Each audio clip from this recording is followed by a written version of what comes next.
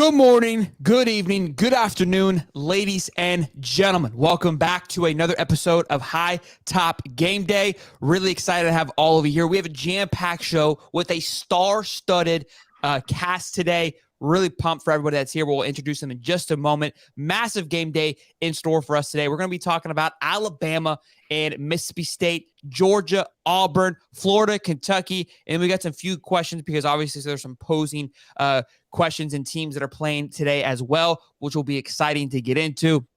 It is week 5, ladies and gentlemen. Be sure to smash the like button, subscribe if you are new here. We have been kicking this High Top Game Day off for the last, 4 weeks now, and we're having an absolute blast doing it. We do it every Saturday live at 9:30. But without further ado, let's go ahead and hop into everybody that's here with us today. Beneath me, we have Allie Peak from Peak Insider. She's going to be representing the Florida Gators today. Then next to me, we've got Mr. Ty Hayes from Around the Sports Table. And then, of course, the defending Around the Table Talk champion, Mr. Jake Crane, Crane & Company. Gentlemen, ladies, how we doing? Can't complain. Saturday, baby. Let's go. You love how I just kind of asked all of you guys one time. I wanted to see who would answer first. I just threw a cast net out there. Let's see who can get through it. Well, happy to have all of you here. Good to see you. We'll be back here in just a moment to talk about all things college football. And then, of course, we'll have our Professor Corner. We got to see how he bowed last week with his pick'ems. Little birdie's telling me it wasn't too good. But without further ado, let's dive into some Alabama talk with Mr. Ty Hayes.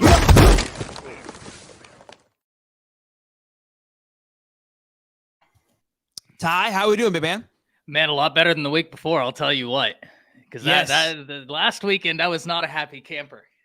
Yeah, you rolled into this show not feeling too good. You still, look, you've been confident in the Bama and Saban and what they're going to do. You were confident in rolling over Ole Miss. I was a firm believer in Ole Miss. On our Sunday show, I completely gave up on Lane Kiffin. I called him a fraud. I'm done with him. I'm moving on. We have broken up. The ship has sailed.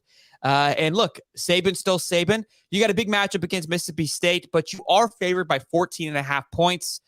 We've got a little bit of a model that we've been working with. They like Bama to cover that. How are you feeling about today in the quarterback situation and where Bama is headed? Yeah, I mean, this is something we talked about last week, man. And I think that first interception and some of the offensive struggles in that first half really go back to something you and I talked about before that game ever occurred right here, which is why, guys, if you're in the chat and you're not subscribed, you absolutely need to be subscribed because you'd have been keyed in on a lot from last weekend had you checked out this show. But we talked about how not playing Jalen Milroe against USF just took away valuable starting experience. The guy hasn't started a whole lot of games, so any opportunity he has is going to be something that's conducive to success. They took that away. Now, for whatever reason that is, I have no idea. I've heard every reason under the sun. Going into this game, I felt really, really good, and I still do. But the one thing I would like to acknowledge is that for the first time, this Mississippi State offense came alive last week. Will Rogers has thrown for a lot of yards in the SEC. We know how dangerous he is. But they moved from that air raid Mike Leach offense to this more pro-style offense, and the offense has been figuring itself out all season. Last week, he threw for almost 500 yards. Their slot wide receiver went for almost 300 yards. And they have a defensive-minded head coach. Now, I do believe Alabama will have the recipe to beat them in this game just because I think talent alone and there's so much new at Mississippi State. But I am really excited. I'd be lying to you if I said I wasn't rooting for Mississippi State every other weekend they play this year, except for this weekend, just because being in the state of Texas, Mike Leach with Texas Tech. I mean, it's just growing up, you couldn't see Texas Tech stuff and Leach stuff all around the state of Texas. I like Alabama to win this game just because I think they're more talented, and I think they're starting to find some sort of rhythm, but they've got to really let everybody know who they are. Now, a few weeks ago, I talked to you about who's going to control the SEC West. Jay Crane picked LSU. You were still high on Bama. Now, look, I think there's more confidence after that Ole Miss game. Obviously, I would imagine you're still on that train, especially after the dominant performance you saw against Ole Miss. Look, and that's what makes Saban great, the ability to bounce back and to keep things in focus, not like the Dabo. And we had the question last week, who's more likely to defend the house? Everybody went Saban. And all of you were right. I was hoping it would be the latter. I was wrong. I play with my emotions way too much on the show. That's why I like being able to be kind of the middle ground on here. I don't have to get too involved with this. But how are you feeling even more now after seeing last week with taking the West down? Look, I feel both better and worse. Let me explain. Jake is 1,000% right, guys. LSU right now is playing at another level, especially Jaden Daniels. And my biggest question for LSU, are you going to be able to take a little bit of the pressure off of Jaden Daniels with a rushing attack? But it's coming along, right? Like as the games go, it looks like they're starting to get a little bit more comfortable. I think it'd be foolish for me to say that Alabama is alone in this. LSU is a really, really good team. They're very impressive. Alabama is very impressive. I think it's going to be a great game between those two, but it's going to come down between those two teams.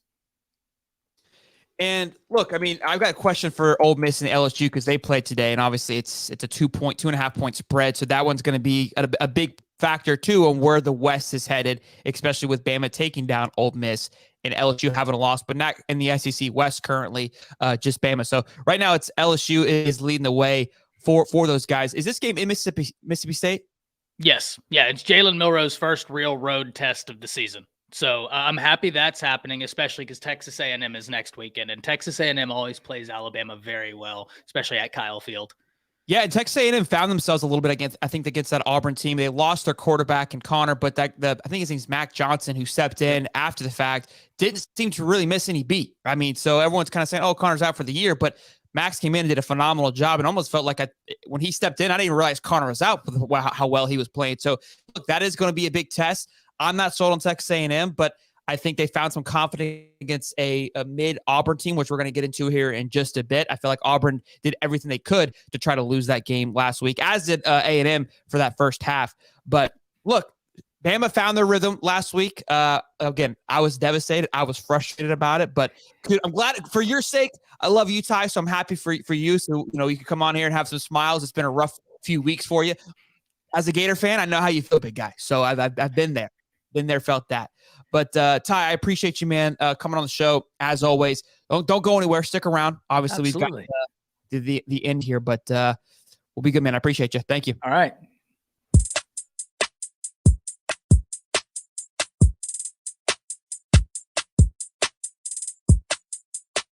Ty Hayes, everybody, ladies and gentlemen, with the Round of Sports Talk.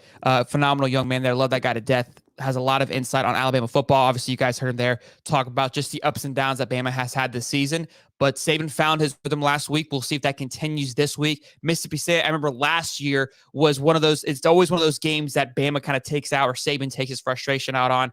Doesn't need to take his frustration out on Mississippi State this week, but it is going to be a game for them to really turn the corner here and show, like, are they going to be the powerhouse that we expected them to be, that they bragged about all offseason? We hear everything. We're frustrated. We're mad. We're here to prove a point.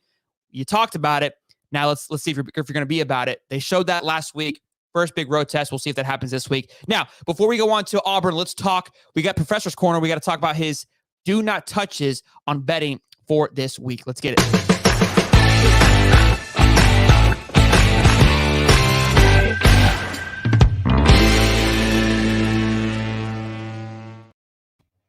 Cody? Morning, bud. Morning, big guy. I'm covering your face a little bit. I was worried it was going to be covering your face, but that's okay. Right. It's probably better if it does cover your face. Just kidding. Yeah, probably. All right. So last week we had our stay away froms, which I think you were spot on that. We don't only have like a success rate on stay away games because you're just like, hey, don't bet on them because it is a little unquestionable. Your games that to bet on and your pick'ems, not your best shot. But we'll get into that. Let's not get ahead of it. But what game should we stay away from this week? One of them already happened, but I don't think you were wrong on it. Talk to us. Yeah, so obviously Oregon State, Utah, Oregon State with the win last night. I wanted to stay away from it because I just wasn't sure about the Cam Rising situation. Very interesting. We were so worried that, and the talk that he was going to be ready week 1, and he's not even ready week 5. So it's kind of interesting. I don't know if there's a setback with that ACL or what is going on, but the young quarterbacks did what young quarterbacks do last night, and they couldn't get the win over a very, very tough Oregon State team. Yeah, look, Oregon State looked dominant. I mean, it was a very defensive-heavy game. I think it was like 7-0 going into half, and then they kind of just, went away with it. Nate Johnson started the game, and then Bryson Barnes ended up coming in later on in the game, but it was just too little too late for those guys. But look, great game to pick up to stay away from. I took Utah. I thought Utah was going to go in and handle business after Oregon State lost last week, but Oregon State really bounced back and looked to be dominant. I don't feel as bad losing to them now 30-3 in that bowl game. That is a hell of a football team up and coming. Tulane versus UAB, minus 21.5. Stay away from it. Why so? Yeah, I just don't know if Tulane has the firepower to on offense. They play really solid defense. They're a really well-coached team. That their coach has been there for a while. I just don't know if they have the firepower to cover 21.5. That's a lot of points, especially with the way the clock is running these days. It's tough. Okay. And then we got Bama versus Mississippi State. We were just talking with Ty, 14.5. We have our little model system we talked about last night. I think it was like a 21-point favorite that Bama is looked to cover, but it is in Mississippi State.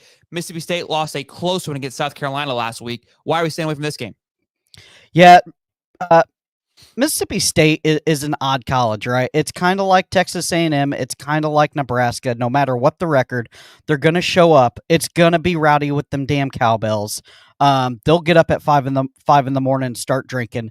And I just think that the loudness of that stadium and the Alabama hasn't looked like Alabama football yet, to where they can go out and absolutely just dominate somebody for all 4 quarters.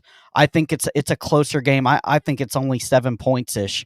I could be wrong, but it's a game I'm not comfortable with. I think it could go either way. It could either be a complete blowout where it's 28 points, which would cover the spread, but then also could be very close nail biter. We're talking 7 to 10 points. And look, I don't disagree with that. I think it's a great game to stay away from because there is still some unknowns, right? I think we've talked about Florida football too. Where is the identity? I think Bama found a little bit of it last week, but you need to see consistency to confirm the identity of Alabama football, and that's what we want to see this week. So, Cody, I appreciate you, man. These are the games to stay away from if you are a betting man. If you are one to bet, go to mybookie.ag and use code HIGHTOP to get a little special promo when you sign up with that. Cody, thank you, big guy. We'll see you here shortly to talk about the hopefully you can bounce back this week and make some money because last week your 401k is dwindling, Cody.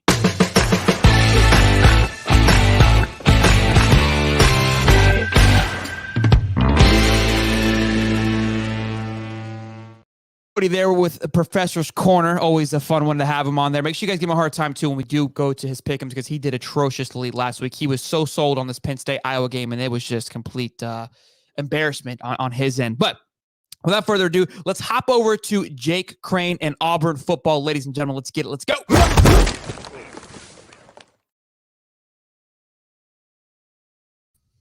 Jake, how we doing, man? Somebody kill me, please. Well, it's Shelton. It's funny. Like over at Crane & Company, obviously we talk about everything, every team, NFL and college. So when I do get to come and talk specifically about Auburn, because we're all a fan of somebody, it's a lot of fun. But it's not a lot of fun right now, to be honest with you, man. For sure. Yeah, it's not a great feeling offensively. So I do want to talk because look, I mean, I'm kind of being a dead horse here, but our relationship started by you picking Auburn to go 8-4. You weren't the first person. I kind of started seeing this trend, and I was confused why.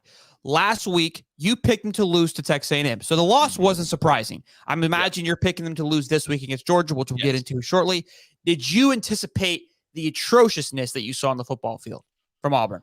Well, I mean, really, it was at one spot. I mean, it was at quarterback. Defensively, I thought they played pretty well. At one point they were averaging 8 yards a carry on offense. It's just Peyton Thorne, and it's not for the reason that I thought. When Peyton Thorne came to Auburn, if it wasn't going to work out, I thought, hey, it's an RPO system. Maybe his arm isn't strong enough to be able to fit the throws in there that he has to do. Maybe he doesn't run well enough in this league to be able to be effective running the ball in the RPO. But I didn't think it would be toughness. I mean, you go back and watch the tape. I mean, the dude, anytime there's any semblance of pressure, look, there's times where you're going to get sacked. There's times where you're going to have a misassignment up front. Somebody comes bleeding through quickly and you just got to go down.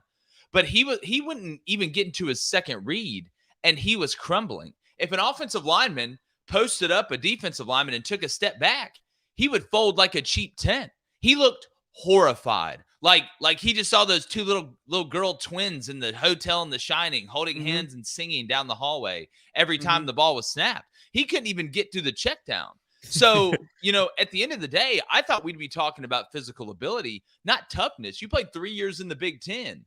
You're a coach's son. Like if you don't want the smoke, get your ass out of there. So that was the part that shocked me the most. Now I think they're going to try him back out here against Georgia early to see, was that an anomaly? Was it just, hey, first SEC road game, whatever. But at the end of the day, you can't play this game scared. I mean, there was a play, Shelton, where they brought a nickel pressure from depth. And he saw the pressure and the back check released into the pressure. So you need to get the ball to the back. And he just saw it and then just absolutely just folded up like an origami class. Like it was incredible. So look, this was my concern because Peyton Thorne, now, I don't know if everyone knows this, but at Michigan State, this is part of why Keon Coleman left. I think Keon Coleman left before Peyton Thorne threw in the white flag. But Michigan State sent a wide receiver into the NFL last year, second-round draft pick. The thought was Keon Coleman saw that. It's like, well, if he did that with Peyton Thorne as his quarterback, imagine if I go somewhere who doesn't have Peyton Thorne, where can my value be? And I mean, he made a phenomenal choice to go on FSU. I think he has skyrocketed his value by making that jump. But I still think Auburn felt they were getting a good quarterback with Peyton Thorne. My frustration was because obviously Florida got Graham Mertz, me being a Florida fan. Where was the hype and love for Graham Mertz? Now, Graham Mertz has looked much more exceptional than any transfer quarterback. He has the highest completion rate of any transfer quarterback thus far. Now, you could argue a lot of those are dump off passes, etc., but stats are still stats. And has looked much better than Peyton Thorne. So, yes, defensively, Auburn did a great job, kept them in the game for most of it because it was a boring game. It was 6-3 going into half. And I go, Mike, who wants to win this football game? But Peyton Thorne just could not get it done. Your backup quarterback came in for a little bit, right? Yeah. Robbie Ashford's got a lot of experience. Here's the problem you face. You put Robbie Ashford in there. He doesn't throw as well, but he's thrown well enough to operate the offense. If the guy's open, he's going to hit him.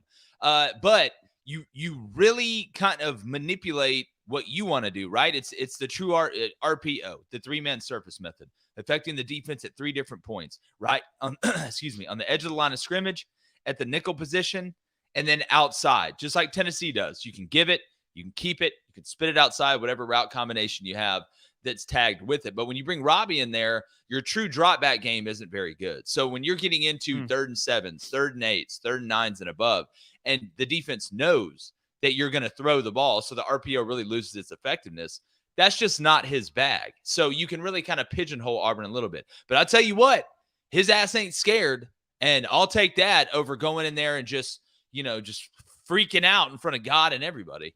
So that was my next question. Today, who are you wanting to see as a fan? And as a former coach, who do you think should start? Well, I think, look, Peyton Thorne's had a lot of games where he wasn't scared compared to the one where he was scared last week. So was that an anomaly? I'm not in the building. I'm not in the meeting room. I don't know what's going on. So I think you trot him back out there and see. You'll know within the first couple drives. And then if it doesn't work out, put Robbie out there. Do you try and go fast? But if you do that and you don't get first downs, now the defense is out on the field the whole first half, and Georgia's going to lean on you, man. It's physics. It's Oppenheimer situation. To be fair, first SEC game on the road. Texas A&M is not an easy place to play. So, you're not an 18-year-old freshman. You played 3 years in the Big Ten. You're not that out there playing with children. This isn't the little giants. Like Becky, the ice box, not going to run out there, dude. You're a coach's son. You started, 3 years at Michigan State, bro. Grow up, Peter Pan. Try to cut him some slack here. Peyton Thorne, lock it in, all right? Jake's not happy. No, my point is, though, look, I got it. You're from the Big Ten, but Kyle Field it's a daunting task to play. Today, though, you were at home in front of the home crowd against a powerhouse team in Georgia. You were 14.5-point underdogs. Betting man, how are we looking, man? What are we looking like? And how did you play last week? How did your numbers go last week for your betting? Dude, fantastic. I'm excuse me as I choked to death live on the air. 37 and 27 overall, up 5.5 units on the year. Hit a couple really big parlays too. I always put them out. Hit one last week for about 600. So are they on your Twitter so I could yeah. Go ahead, check it. I have here. one. I always put out a huge one. I call it the Crane-Pythagorean theorem. I've got kind of this recipe that I do. It's a 12-legger. Would have hit a 17-legger last week if Minnesota would have beat Northwestern. So that's great. I put proof on Twitter to win about $1,200. So PJ Fleck, why don't you row that boat right off a waterfall, bud? Anyways, when it comes from a betting standpoint, I think this line is lower because it's Carson Beck's first road game. I heard y'all talking about Milroe earlier. It's Carson Beck's first road game as the starting quarterback, and I think they may protect him early. And they really kind of took the training wheels off of him in the second half of the South Carolina game, started throwing it more on first down, opening it up a little bit, letting him throw in big moments. But they're probably going to protect him early because they're just better than Auburn is. So why would I come out here and get cute and try and, reinvent the wheel when I can just play a game of let's line up and watch me be better? It's just God versus everybody. So that's why I think early it's probably going to be tight. I think Auburn's going to try and limit their possessions too. And this new clock rule, right, it's having a lot of effect on the unders. Obviously, the spreads, depending on how bad teams are beating each other. But I think it's almost a perfect situation for Carson Beck going on the road in a hostile environment, in a rivalry game, but you're going against a team that you're better than. I like the under in this game. I got it at 47. I would still take it at 45 and a half, sprinkle a little bit of cheddar on that. But I don't think you'd be crazy to maybe take Auburn to cover in the first half. But overall, 14 and a half, you like Georgia still? Yeah. Okay. Yeah. So you're thinking it's low because you don't think Carson's going to come out slinging the football. They're going to kind of establish themselves, which could, again, why it could be lower than what it probably should be. Because they're favored 25, I think, against South Carolina. And I thought that was disrespectful. I took South Carolina all day long. I was like, this isn't Ball State you're playing. This is a reputable school. And look, 14 and a half against, I think Auburn is a lesser team than South Carolina. The advantage obviously being at home at Auburn is obviously playing a factor into that. And like you said, first road game for not necessarily a freshman or an 18-year-old young guy like you were mentioning a minute ago, but still first start on the road could have a little bit of nerves going for sure.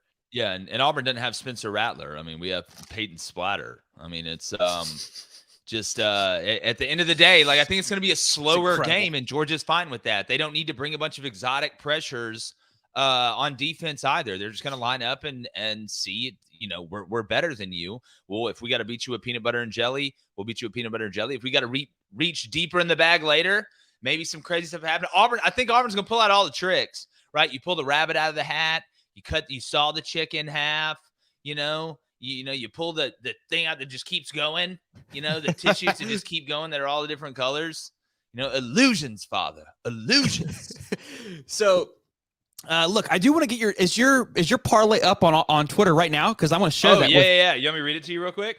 Look, I mean, where is it? Cause I'll share the screen. Which one is it? Right. It's at @jcrane_. I'm on your Twitter right now. Which pick? Literally, I'm sending it to you right now. Okay. Yeah, and I'll pull it up while we talk about it. Yeah, right in the DMs, man. Okay, so right in the DMs, dog. Slide in there, my boy. There it is. It's safe. You already know. All right, let me share the screen. Hold on. Let's talk about it because we got some. I love parlays. Some people don't like them. I am a parlay slut. All right, so I am too. I'll kiss you right in the lips and then walk away. Sign me up. You know what I'm saying? My buddy and I, we've been using a Better app and Price Picks. I know Allie, she's got Price Picks. Yeah. I know Jordan and all of them over there. I love those guys. Yeah, you pick the sponsors the show, but I need to get into more player prop stuff. I need to do that. Yeah, I was watching Thursday Night Football and we had an 8-legger going. I'm telling you, man, I have never been so high in my entire life on winning, not on drugs. But we lost. We didn't win anything. Isn't winning a drug? So, you're right. It's worse than inject it right in my veins. Just let me freak out on a mattress under a bridge somewhere. I see Allie. She's taking notes down there. She's writing on the parlay too. She's cashing in. You guys can't see her, but I can see her. Man, Memphis money line, Texas money line, Georgia Southern money line, Iowa, Air Force, TCU, and Bama money line. That's the first part of the Crane-Pythagorean theorem. All right, the first of the A squared plus B squared equals C squared. You got to take 6 money lines that you like. Then I take 3 unders and 2 straight 2 sides. So I like Auburn, Georgia under 45.5, Oklahoma, Iowa State under 48.5, Notre Dame and Duke under 53.5, and then give me James Madison and Akron minus 2.5. That's at plus 12,732. Look, you go in your parents' room, you lift up that mattress, you take that $20, you put it on the Crane-Pythagorean theorem, and then you win and you bring it back. If you're not watching High Top Game Day, what are we doing here? Because it's not stealing if you put back more than you took. This College Game Day's not doing this. This is incredible. This is going to have to now be a new segment here, Jake. You've solidified yourself just for I'll dress up like a scientist and come in here. Don't tempt me with a good time. Look, I will. I'll dress up like Pythagoras. No, I'll come in here with a staff and a robe and something like that. I'm sweating here. I'm dead serious. If we want to next week, we'll do this, and then you can go off. We'll do the third person, and you can get changed, and we'll have a whole segment for the Crane-Pythagorean theorem. That's a Oh, mouthful. bro, I will do it in a heartbeat. I will look. I'll be in the DMs after. We'll talk There'll about it. There'll be people with. I'm just every time one of these hits, like I'm just afraid somebody in suits with a briefcase is going to show up at my door, at, like 7:30 at night. This is incredible. Men in Black. Ricky goes, I guess I'm having bourbon for breakfast. Let's go. Oh yeah, you don't? What, you don't? I do that every day. Oh man, Jake, thank you, man. Again, talking Auburn football. You got the dogs today. Are you still believing your 8-4 pick? Or are you feeling a little less? I like it. I like it. All right. I still think it's tracking. I mean, would I be pissed with 7-5? No. Like, true. Get through it together. Again, I think I was more just upset with just the hype. But look, I still believe the 8-4 is more realistic than I originally thought. You're doing everything you said you would. You've won the games you're supposed to, and you're lost the games you were supposed to. So nothing's off. Nothing's off just yet. Thanks, sir. I appreciate you.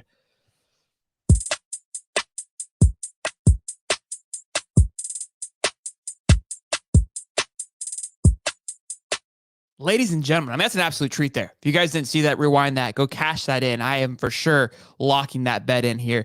20 spot, he said. So I got to talk to the wife, see if she can loan me a few to lock that parlay in. But before we get to Allie Peak and the Florida Gators, I know she's probably locking her picks in now. She was taking notes. We're going to go to Cody. We're going to see what his 3 pick'ems are to see if it aligns with maybe Jake's picks, or maybe if he has his own 3 locks. He had 3 locks last week that were the complete opposite of what a lock actually is.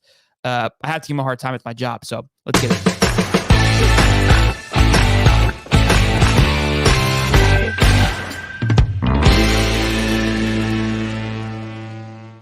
Swing and a miss, Cody. How we doing, big guy? Oh, easy. I got one of them. Yeah, I wrote the Vandy train. One of them. You were 0-1-2. You had a tie. You had a push. Oh yeah, I did have push. Yeah. Look, hey, I gotta hold you accountable. I'm not trying to beat you up. Look, because you're making us look bad. Listen, as a whole. We got a secret weapon now. We do, and we'll get into that a little bit later on. We have a secret weapon, and it's called the computer. But who are your pickups for the week that you feel locked and loaded on? Yeah, so I like Washington State versus Arizona 17.5. Penix is just dominant. He's probably, minus Caleb Williams, the second best quarterback in the nation. I like Washington to cover here, the 17.5. I don't hate that. I think it's a phenomenal pick. I think Washington is making a huge statement here. A lot of people are liking them to be a top 5 in the country, if not the best team in the country. They've looked flawless through their first 4 games. LSU versus Ole Miss. Be careful here, because the computer made a pick, and I have a feeling you're not going to go with the computer. No, I can't trust the fraud, the world's greatest used car salesman, Lane Whiffen. I can't trust him at all. I think LSU goes in and dominates. I don't even think the 2.5 is close. Everybody's saying that Ole Miss is going to be rocking. It's Ole Miss. I mean, they really don't get excited for much. So I think LSU just goes in there and beats them to sleep. I don't disagree with you. The computer threw me for a whirlwind last night. I can't remember if we stayed away from the game or not because of that. I think we did. Did I stay away from it? Do you remember? Yeah, I think we did. Yep. Okay. Yep. Texas first, Arkansas. You're saying go with the under at 53.5. I don't hate this. I like this with the defense we saw with A&M last week. Yeah, Texas A&M loses their quarterback for the year with a foot injury. He's got a broken foot. So I'm thinking it's going to be pretty low scoring. They do have Bobby Petrino, but obviously Jimbo Fisher won't let him cook and open up that playbook. Texas A&M has really yet to look like a Bobby Petrino well-oiled offense. They're not hanging 70 points on anybody. And Arkansas is going to be a well-coached, tough defense. They're going to run the ball around with Jefferson at QB. The question is can Jefferson sustain drives without some of the key weapons that he's missing? And that's been one thing with Arkansas that's kind of struggled with them. But I like the under 53.5. I don't hate it. I feel like these are good, but again, the computer kind of threw my entire brain through a loop last night with just what I felt and what the computer thought, and the computer was damn near perfect last week. So I'm not going to argue with it. Well, Cody, there is his locks for the week. Not too great last week. I think these are much healthier picks this week. We'll see how we vote. We need to get your record on the bottom. I know you're trying to hide that, but we got to keep it 100 here. Got to keep it a buck here, Coach. Okay, yeah, don't hide Don't hide behind the visor and the mic. All right. Unacceptable. Hey, we'll make a graphic. Ain't that big a deal. Thank you, Cody. I appreciate it, bud.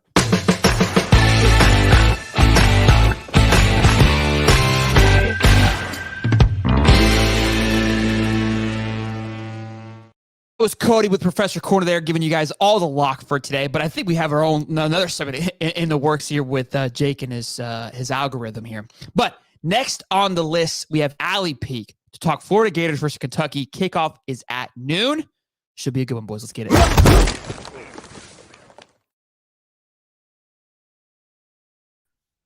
Allie, how we doing?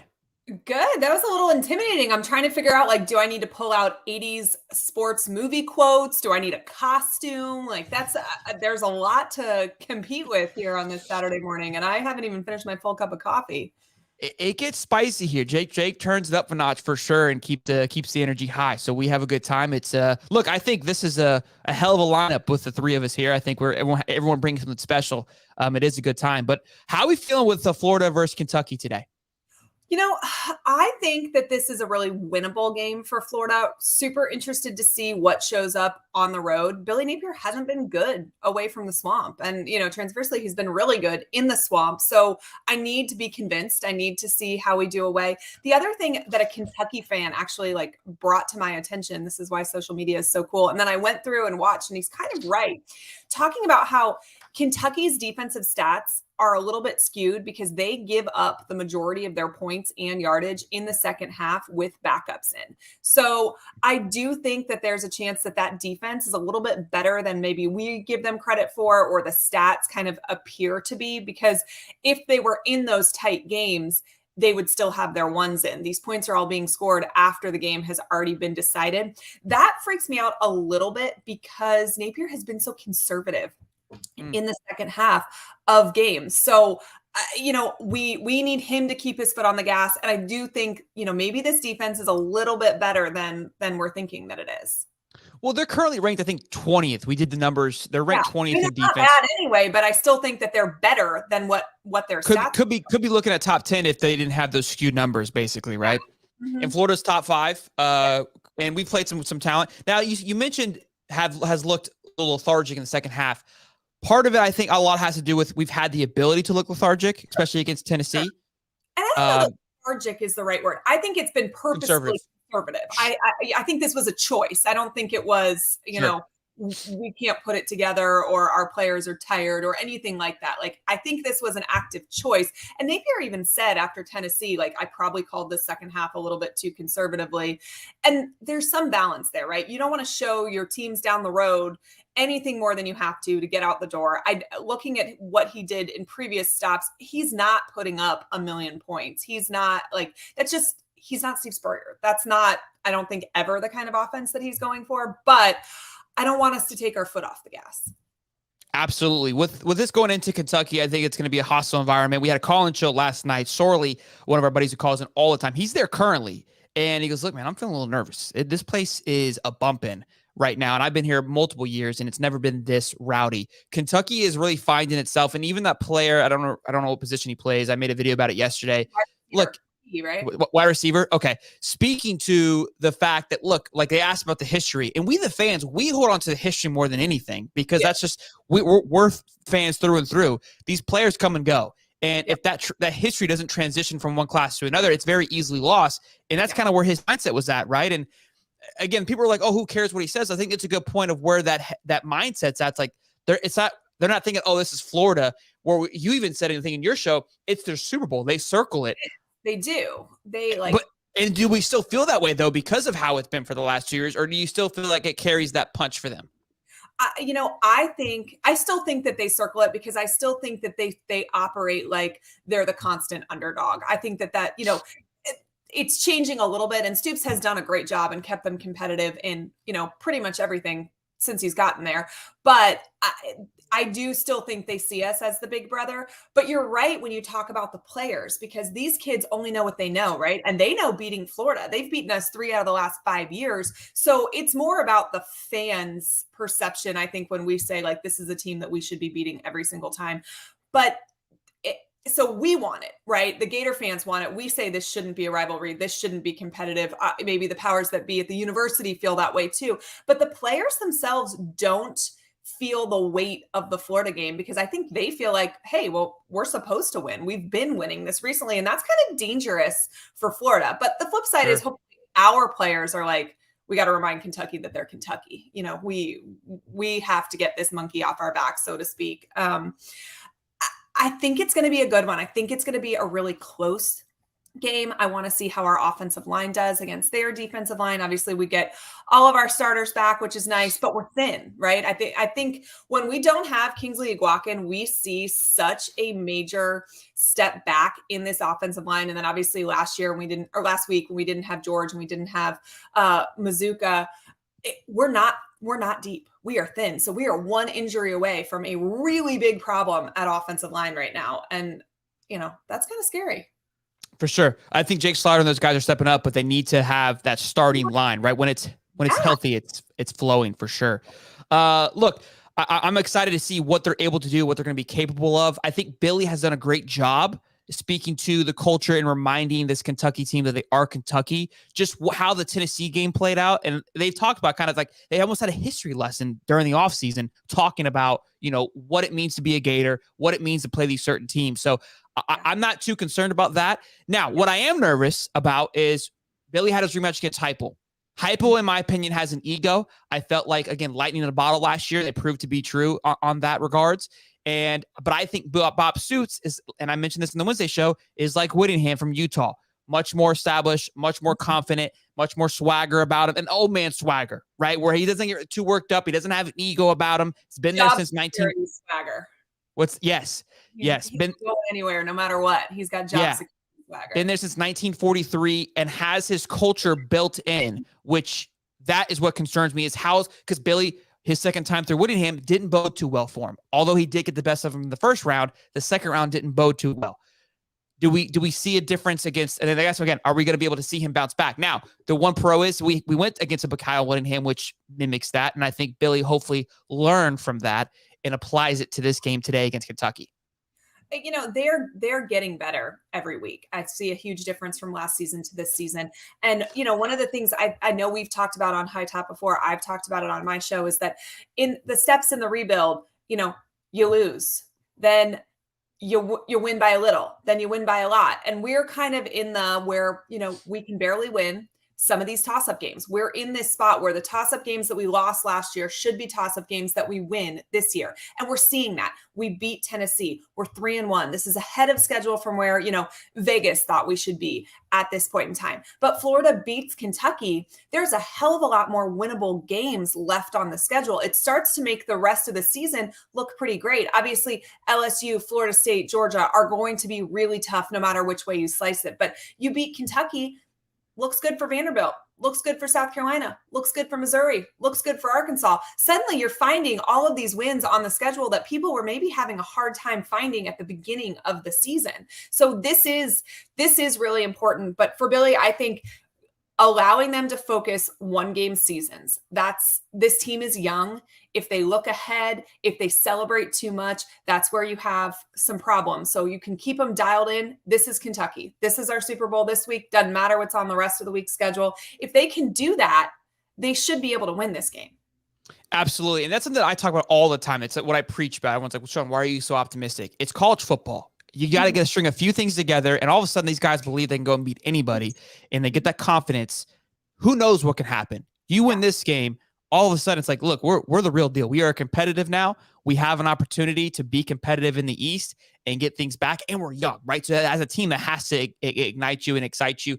And what we experienced last week against Charlotte, kind of a down game, you know, just a snooze booze, a snooze fest. We shouldn't have that for the rest of the year. No. We should be locked and loaded. That probably came at like a great time, right? I think, you know, they beat Kentucky or Tennessee. They were super pumped about it. Billy told us they had a crappy week in practice. I can see a scenario where really young guys kind of, you know, get a little bit full of themselves. And so it was probably perfect timing that Charlotte happened when they did. That game was never in question, right? I mean, we didn't love the score. We wanted to score 50 points for sure, but there was never a single moment in that game where we were like, ooh, are we going to win it? It was fine. It was under control. And maybe it was would be called differently had things gotten even a little bit closer, but they still get to use it as a wake-up call. So a win that you still get to use as motivation is probably a best case scenario for a young team and for Billy Napier. But you're right. It won't happen the rest of the season. It is 1-game Super Bowls from here on out. Yeah, and I think you nailed it on the head with it being perfect timing. Last year, I talked about the first 4 games being a gauntlet, just the ebbs and flows of the schedule. You had a big win against Utah.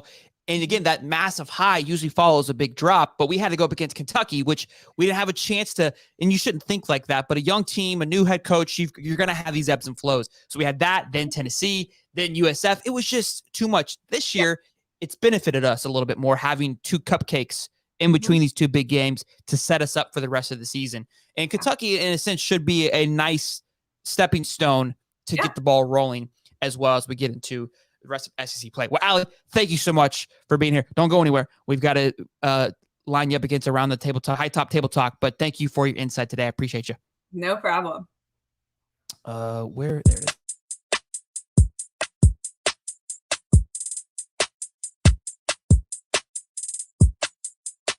Allie Peak, ladies and gentlemen, with the Florida Gators coverage on that one. Should be a jam-packed game. Really excited. Over 180 people in here, boys and girls. Be sure to smash the like button. Subscribe. If you're watching on Facebook, how you doing? Smash the like button. Happy to have all of you here. It is hashtag High Top Game Day, where we try to put on a good show for you guys. I hope you guys are enjoying this content. I'm having a blast doing it, which makes it fun. I know we all enjoy doing this weekend and week out. Shout out to Alapac, $20 dono. Says, hey, Sheldon, hope we will win. I'll be at work, sadly, but I'll try to watch as much as I can. Go Gators. Sincerely, the best aloe in all of Gatorland. P.S. Holly's forehead looks like a parking lot. You can parallel park on it.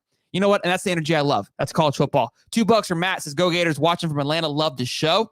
Good stuff, man. Thank you for the dono. And then Florida Boy became a member today. Humping and moving. I love it. I love it.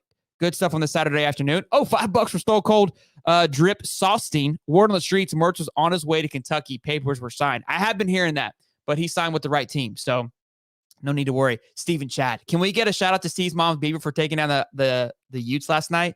Big play by Steve's mom's Beavers. Them boys got it done. We all picked wrong, I think. I don't think we were on the Beavers team this time, but good stuff, boys. Let's get into, my goodness, another super chat. Upset Kentucky. Hi, Allie, from Ezra Mitchell. $2. Love it. And Tim Gator also became a member. Good stuff, boys. Appreciate your support and becoming members of the show. Means the world to me. But let's move on to our last little segment here where we get everybody involved. Let's get it.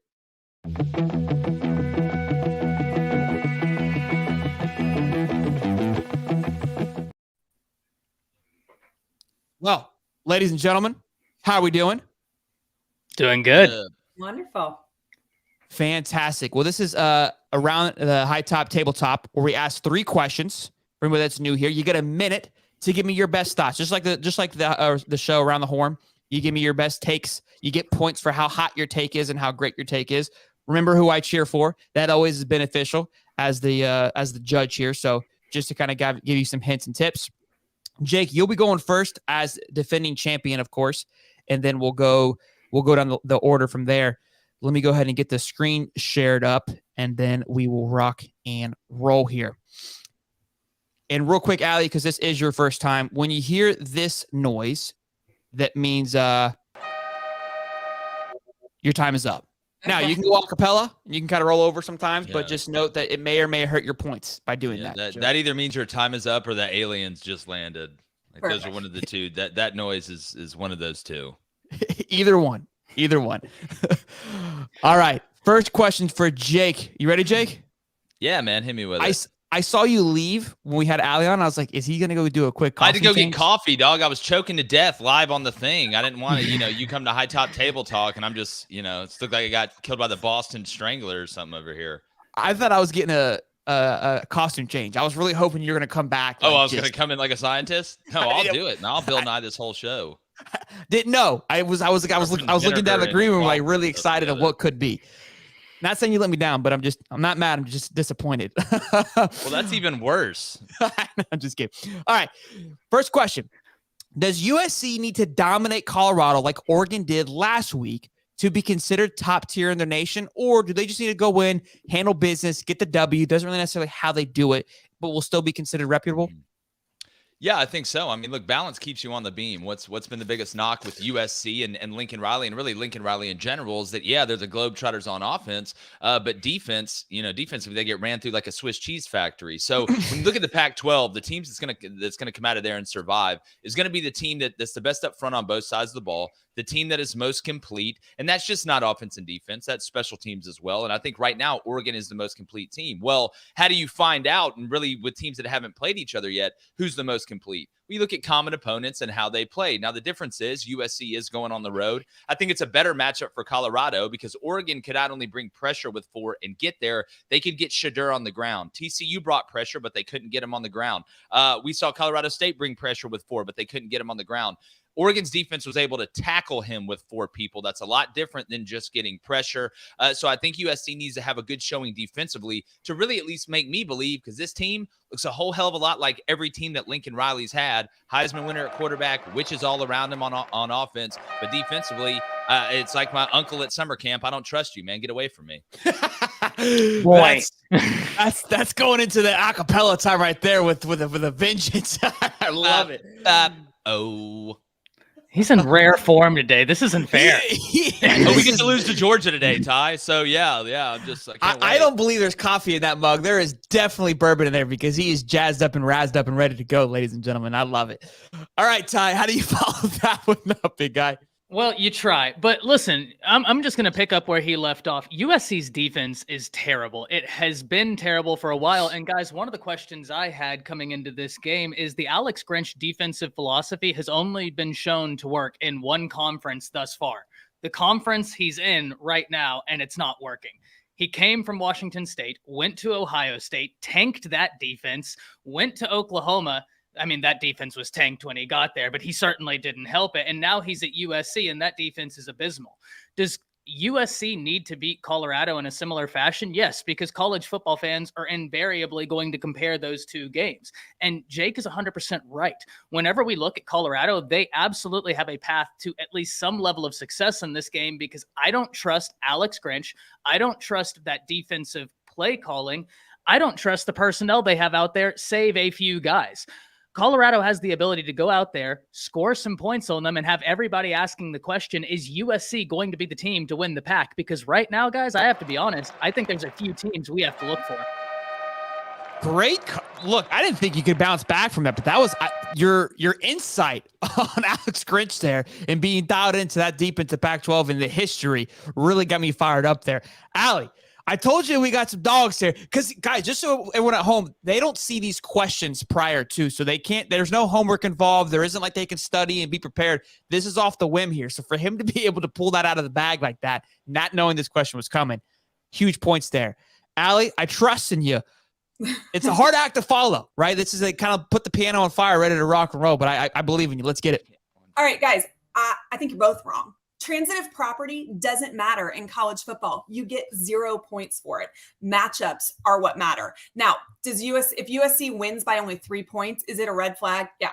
But they don't need to beat Oregon by 40 points. Eventually, there will be a head-to-head matchup between USC and Oregon. We will see these games actually play out. So, I mean, we can sit here and speculate about who's better than who, but we're actually going to see it on the field. So who cares? The transitive property is what you use if you're UCF and you're trying to claim like a state title or something like that. Like it's useless in college football. It means nothing because we're going to actually see this play out later on in the season. Yeah, wow. You'd be right. You'd be right if Alex Grinch hasn't done this the last 9 years. And this isn't exactly like Lincoln Riley's every team. If this was a new DC or a new team or something like that, I'd agree with you. Just like the Rye picked Texas to beat Alabama when they didn't look great against Rice. But we've watched there's a saying we have on our show. It's say, if you show me who you are enough, I'm going to believe you. And Alex Grinch and Lincoln Riley have shown me who they are enough where if I'm going to compare teams that haven't played each other yet and I have 9 years of information, you best believe I'm going to believe that you can't stop anybody until we finally see it. In general, you're right. The transitive property is not great to use. All that matters. Wins. No, I agree. But how do you get those wins? Each other yet? If that's the case, then we couldn't even talk about the game. We couldn't talk about anybody that's not played anybody. Exactly. But I'll take the bank of information. It's just none of it actually matters. Well, again, it really doesn't matter what I say either because I'm not calling the plays. But at the end of the day, if I'm going to try and compare sides of the ball to sides of the ball and I have a network of information, that's what I'm going to go off. It'd be different if Alex Grinch and them were shoving it down people's throat on defense at Oklahoma, and then they were just struggling because of personnel at USC. But this looks like every team that Lincoln Riley's had. I like half agree with what you're saying. So I'm not saying you're wrong, but I when we have this much information, I'm going to lean on that. Real quick, this is why this show is incredible. I love it. I love, Allie, the fact that you just went straight at him at the throat. Now, you crushed your argument. Loved your defense there. You had 20 seconds left. Hence why I don't think you matched up to the points there. But Jake, everything you just said was after the time, but I do appreciate your defense. I love the back and forth though. I think that was fantastic. And look, I agree. Look, both sides are right in the sense that, yes, I love how Ty mentioned the college fan base is going to use this game 1,000% to see where USC stands, and it's going to 100% affect AP polls that come out after the fact. However, Allie is right because at the end of the day, at the end of the season, they will play each other. So if it comes down to it, and USC handles business, like she said, none of it will matter anyways. So for half-season battles and half-season conversations, yes, it does matter. But at the end of the day, if USC win all at the end, it doesn't matter. But again, a good point to that defense. They haven't shown to be that defense. And again, we're trying to get a gauge of who that best team in the country is. I feel like for the last 5 weeks now, it's been somebody new. Week 1, it was FSU. Week 2, it was somebody else. I believe Oregon showed to be the best team in the country last week just with how they handled their business. A lot of people have Washington. So we're trying to get a gauge on who is truly this best team. And that's what we're looking for in this game. Hell of a first segment there. Love it. Love it. Allie, any closing thoughts? I kind of cut you off there, so you didn't get a chance to respond. You're good. I mean, this is what we get paid the big bucks to do, right? Sit there and talk about the matchups and who we think is better and postulate on that. But at the end of the day, we get to see it play out on the field. There isn't, if it's 3 points, maybe a problem, like I said, but you're not getting style points if you win by 43 instead of winning by 21. None of good luck getting to 43, by the way, too. But it doesn't really matter at the end of the day. It doesn't mean USC isn't good. And by the way, nobody plays defense in the Pac-12 for the most part. So the comments are all in on Allie. It's a nail biter. Well, look, I think it's I agree, like Jake said, with 90%. But the only thing for me is I've seen the Grinch story time and time again. And I do agree, style points don't matter. But simultaneously, we do find nuance and context in these games. How did you get from point A to point B, right? How were you able to find success? And in that, other teams will be looking. And I certainly don't think other teams need to look at that USC defense and figure out how to attack it. But inversely, it just gives us more data. And I think one of the reasons, guys, I'm so concerned about Alex Grinch, since 2000, the lowest ranked scoring defense to win a national championship was that 2010 Auburn Tigers, coming in at 53rd or 54th in the nation. Other than them, there's 3 teams, including that Auburn team, outside the top 20 defenses since 2000 to win a national championship. And that's why I've seen this story with Grinch so many times. So look, I love that data point there because I'm big on USC. I think USC being good is great for college football.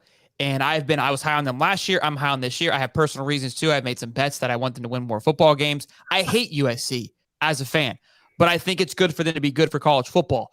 So with that stat line, you're basically telling me there's no chance in hell they win a championship. So they need to prove this week against Colorado that they are a top 50 defense if they want to be considerably respected to be in that Final Four conversation. Although, look, it will work itself out when they play Oregon, but how far will that take them based on the defense they've showed thus far? Is that right? Yeah, that's kind of how I look at it, right? It's just like, how are you improving each week to show everybody you are capable of winning a national championship? You have the offense, but I just don't believe in the defense. Love it.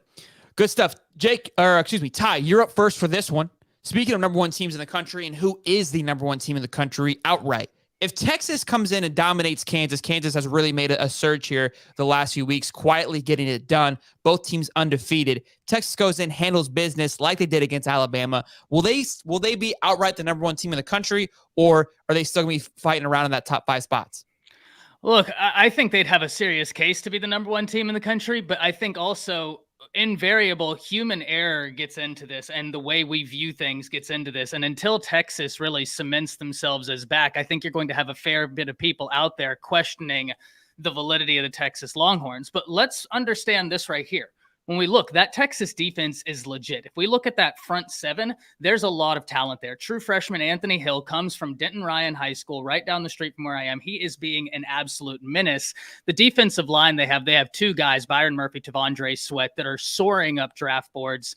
In the secondary, Jahdae Barron is having an incredible year. At linebacker, Jalen Ford. They have the talent. If they go out there and handle Kansas, they would have had two of the better wins this season for anybody.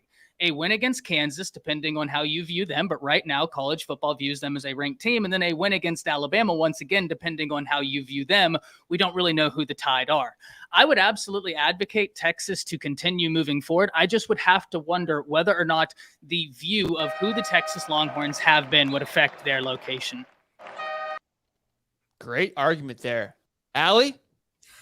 You know, I still think back to that clip that we saw after the bowl game when Texas played the "We're back," and I feel so like true. And then they have like gone on to basically shit the bed for, you know, every season that's happened after that. We've thought they were good so many times, and then every time it matters, they're not. They're average. I think that they're better than they have been. Their defense is very strong.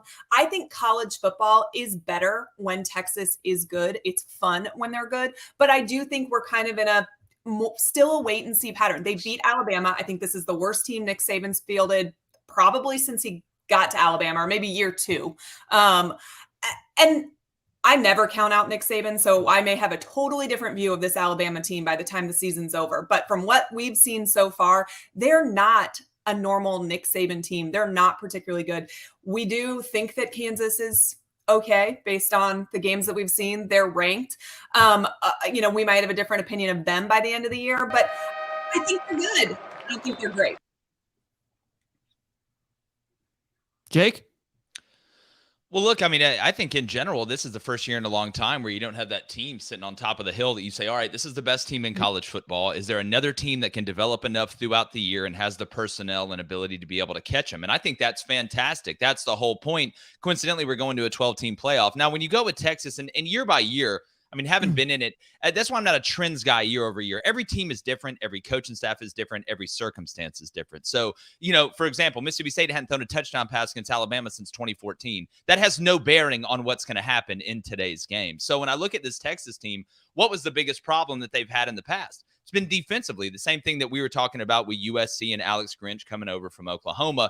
But that front seven, it was a physicality problem. Texas and Austin had turned into the Club Med of the Big 12 when the other teams were getting more physical. So I think this Texas team has a little bit of an edge to them. I think they play pissed off. You return most of your offensive line, which is very talented. 5 of your top 6 pass catchers. You brought in Adonai Mitchell from Georgia, who all he does is ball in the postseason when you need him the most. And you got a tight end that's very capable with some young backs. So I think Texas and Florida State, honestly, right now have two of the best resumes in college football. Oops, wrong person. I'll give you a little bump there at the end there. Look, we got a nail biter here. I love this. This is fantastic. I think everybody's dialed in. I love the fact that typically I kind of see you guys kind of building off one another, but everyone's kind of going their own little lane here for the most part, giving me some nice stats and data, proving their point on thus wise. My opinion, I think if they do beat Kansas, simply due to the fact that, yes, I think Ty hit it on the head, they will have the most two reputable wins to be ranked number one currently. Washington hasn't had the opportunity to show themselves. They've dominated. They've done their job. But have they played anybody that has put some pressure on them to where they had to face adversity? And Michigan, look, they've done their job, haven't had to face any adversity. Oregon playing Colorado, big game. They dominated in fashion. That's why I'm high on them currently. And Ohio State get a big win over Notre Dame. And Notre Dame gave them a lot of points. But Texas has been handling the business, looking mean, looking powerful. And that Sam Ehlinger, chant "We're back" is definitely starting to make its way around once again. Which, look, I love it, and I think it's spot on. Like USC is good for college football. Texas being good is great for college football. I'm a homer for the Texas boys. I love me some old Longhorns, so I don't hate it either. I love that orange, not the puke orange that Tennessee wears. Last question here, Allie. You're gonna kick us off. You gotta bring out all the stops. Just know that Ty's gonna go last, or Yeah, Ty's going to go last and Jake second. So you got some heavy hitters following you here. You got to bring out all the stops for the last question. Now, we've got a little computer that we found out last night with one of our buddies, Dustin from In All Kinds of Weather. And the computer selected Ole Miss to get it done against LSU. You saw what the professor picked. I am not a believer in Lane Kiffin anymore, but this computer seems to be dialed in. It missed one game last week. It's got them picking Ole Miss. Is the computer right on this Lane Kiffin pick, or LSU proved to be the team that we expected them to be coming into this offseason? Hey, listen, Lane Kiffin is great for college football because he's hysterical. He says what we are all thinking. He's a good offensive coach, but they're not really there to actually shake things up in the SEC West. I think LSU has so much more talent on their roster than Ole Miss does. I think they bounce back. I think that they, we watched them lose to Florida State at the beginning of the season. It's a really good LSU team, but I think that they will continue to get better as the season goes on. Ole Miss got exposed last week. We really thought that, this was going to be a huge battle, that maybe the student was going to finally beat the master. It didn't happen. All that happened is that Saban gave a blueprint to the rest of the SEC on how to dominate and beat Ole Miss. So he's great for tweets. He's fun, to joke about. I enjoy his memes and all of his teasing and whatever else. But, they're not ever really going to be competitive in the long run in the SEC West. And LSU has the better athletes. This game could get out of hand, honestly. So LSU is going to follow the Alabama. Love it. Jake? Yeah, look, when it comes to Ole Miss, I thought last week the game plan shocked me. There's a common misconception about Lincoln Riley and Lane Kiffin and Jeff Lebby and Josh Heupel that they want to throw the ball all around. No, it is a run-to-pass offense. Ole Miss didn't even try and lean on the run, not even with Jackson Dart, who was leading the SEC in rushing as a quarterback. They didn't try and take advantage of Alabama over the top.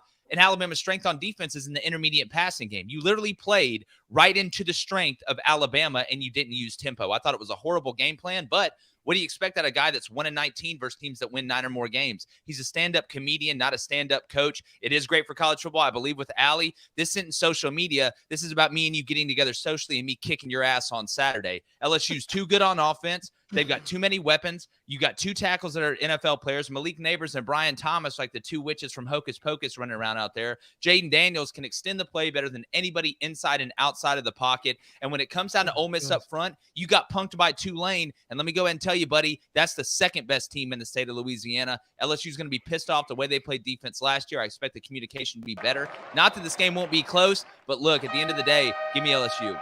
Oh my goodness. Jake's saving the best for last. My God. I love it. I absolutely love it. Ty, you got a whiteboard? You got something backed away from me for this last one here, big guy? Hit me with it. I have no whiteboard.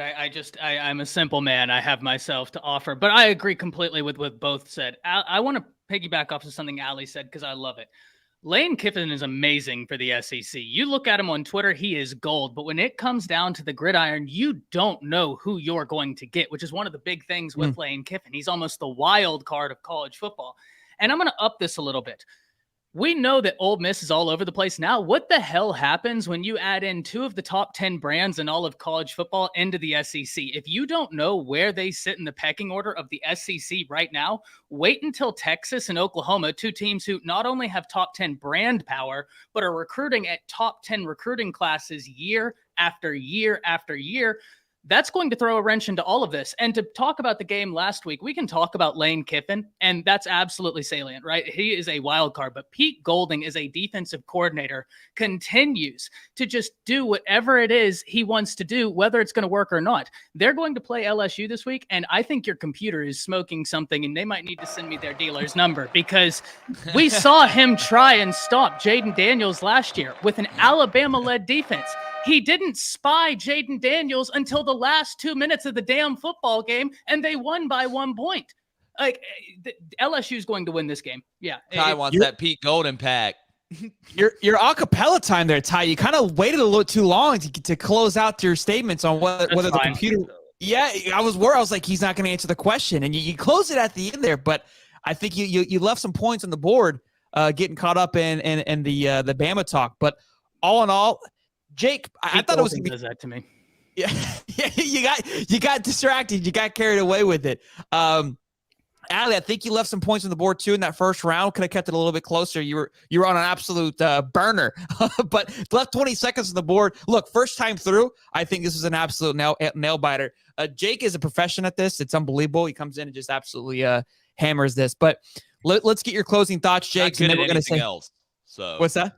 I'm not good at anything else. This is all I got. This is on the hill. It's super bad throwing the dice. How do I not get some of their points when they both agreed with my points in that last round? You know what? That calls for some points to put Ty in last.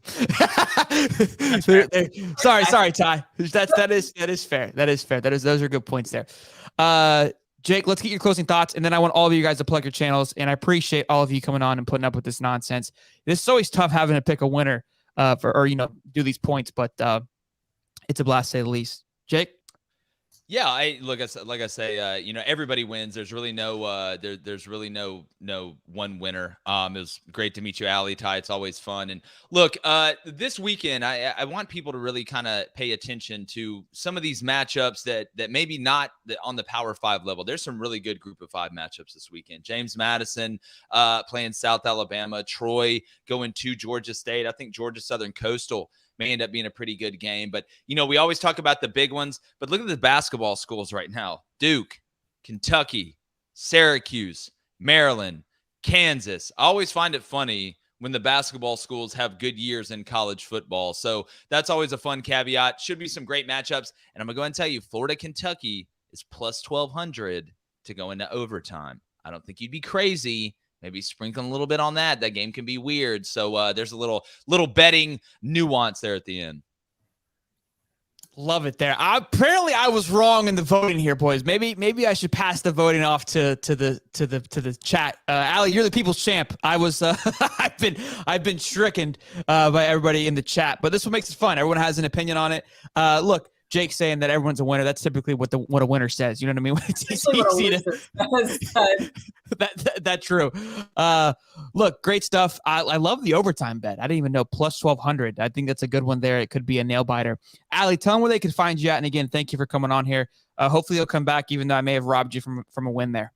Yeah, this was super fun. And now I've got to, go and log on and place all my bets so that Jake can make me, $1 million. So I hope, please, let's do it together. Well, everybody wins. Yes, let's do it. Let's do it. We're back on that train. I need all the money. So perfect. This is great. And you got me on having to go to a birthday party at 10 a.m. this morning. So Eric had to leave with all the kids. So if we could schedule this so that I don't have to do parenting responsibilities on the weekend, that would be another big win for me. Everybody can find me at A Peek Inside Gator Football on YouTube, on Twitter, Allie_Peek. Gators got a big one today. I think they can pull that off. There's an entire great slate of college football games today. So I'm going to park myself in front of the TV and, not see anyone, not do anything, but just melt into it. Ty? Yeah, you can catch me over at Around the Table Sports here on YouTube, constantly talking college football. That's all we really do. Every Monday through Thursday, at least an hour-long show in the morning, usually followed by an hour-long show Monday evenings. And then Friday, you can catch me over on the Bleacher Report app with 3 of the guys as we host their college football roundtable pick'ems. And right now I'm sitting in first place, but Notre Dame cost me my perfect weekend last weekend by rolling out 10 men on the field twice. I may never forgive Marcus Freeman for that. Jake? Yeah, I see Muddy Waters says Auburn fans are always winners. Well, look, I say everybody's always a winner. Well, ask Tim Tebow how many times he won against Auburn. Here's what I'll say. Go to Crane & Company. It's easy. It's on YouTube, CRAIN and Company.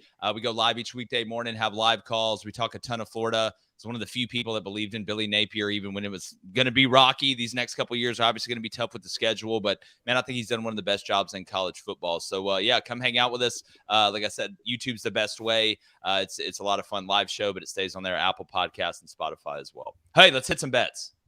Let's hit some bets today, boys. I think some bets. If you're a degenerate like myself and you're looking to have a high this week, and I think you've got plenty between call and show last night and today, I think you've got a lot to work with. So head over to my bookie, use the code HIGHTOP to get yourself a little cheddar. And let's give a huge shout out to the professor getting it done behind the scenes. His pick sucks. Don't follow those, but he is good with his clicking and fingering around. That was weird. Let me go. Pause. Pause. Quick cut. With the behind the scenes work. So are we still doing phrasing over here, or what's the deal on phrasing? that? Yeah. We might have lost a few. I think the internet cut out there.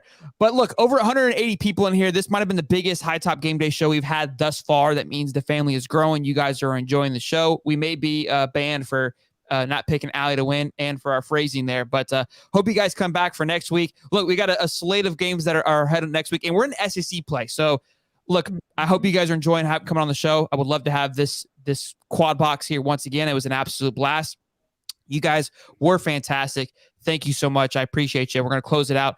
You guys be good. It's College Game Day, boys and girls. Hope you guys, again, smash the like button, subscribe. Go Gators. Kickoff here in just a little bit over an hour. You guys be good. Stay safe. God bless. I love you. Good night. Where's my closing?